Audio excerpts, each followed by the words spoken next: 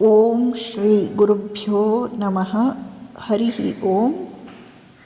ಸ್ವಾಮಿ ವಿವೇಕಾನಂದರು ಕಾಶಿಯ ಖ್ಯಾತ ಪಂಡಿತರಾದ ಶ್ರೀ ಪ್ರಮದದಾಸ ಮಿತ್ರರಿಗೆ ಒಂದು ಪತ್ರವನ್ನು ಬರೆಯುತ್ತಾರೆ. ಈ ಪತ್ರವನ್ನು ಅವರು ಘಾಜಿಪುರದಿಂದ 3ನೇ ಮಾರ್ಚ್ 1890 3ನೇ ಮಾರ್ಚ್ 1890 ಬರೆದಿದ್ದಾರೆ.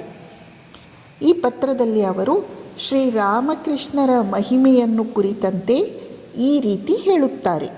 ಈಗ ನನ್ನ ಅಂತಿಮ ಮಹಾ ನಿರ್ಣಯವೇನೆಂದರೆ, ಶ್ರೀರಾಮಕೃಷ್ಣರಿಗೆ ಯಾರೂ ಸರಿಸಾಟಿ ಇಲ್ಲ.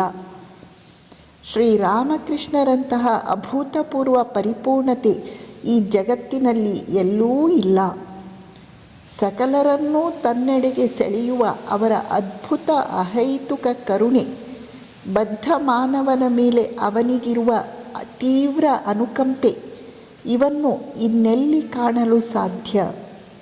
ಅವರು ತಾವೇ ಹೇಳುತ್ತಿದ್ದಂತೆ ಅವತಾರವೇ ಆಗಿರಬೇಕು, ಅಥವಾ ಮಾನವ ಕೋಟಿಯ ಉದ್ಧಾರಕ್ಕಾಗಿ ಮನುಷ್ಯ ದೇಹ ಧರಿಸಿ ಬರುವರೆಂದು ವೇದಾಂತದಲ್ಲಿ ಹೇಳಲ್ಪಟ್ಟಿರುವ ದೇವ ಮಾನವರೇ ಆಗಿರಬೇಕು.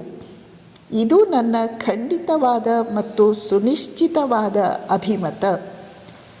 ಇಂತಹ ದೇವಮಾನವರ ಆರಾಧನೆಯನ್ನೇ ಪತಂಜಲಿ ಮಹರ್ಷಿಗಳು ಸಂತನೊಬ್ಬನ ಶುದ್ಧ ಹೃದಯದ ಮೇಲೆ ಧ್ಯಾನ ಮಾಡುವುದರ ಮೂಲಕ ನಮ್ಮ ಉದ್ದೇಶವನ್ನು ಸಿದ್ಧಿಸಿಕೊಳ್ಳಬಹುದು ಎಂದು ಉಲ್ಲೇಖಿಸಿದ್ದಾರೆ.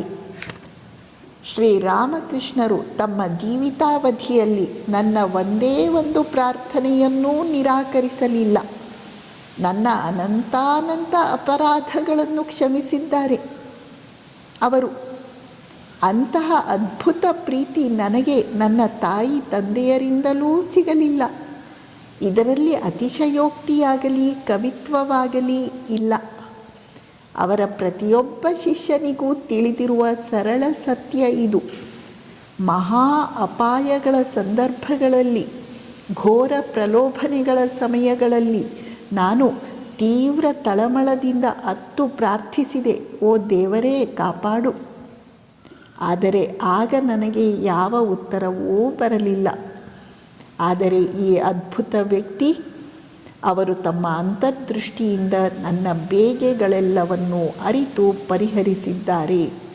ನಾನೇ ಹಿಂಜರಿಯುತ್ತಿದ್ದರೂ ಕೂಡ ಅವರು ತಾವಾಗಿಯೇ ನನ್ನನ್ನು ತಮ್ಮೆಡೆಗೆ ಸೆಳೆದುಕೊಂಡು ರಕ್ಷಿಸಿದ್ದಾರೆ.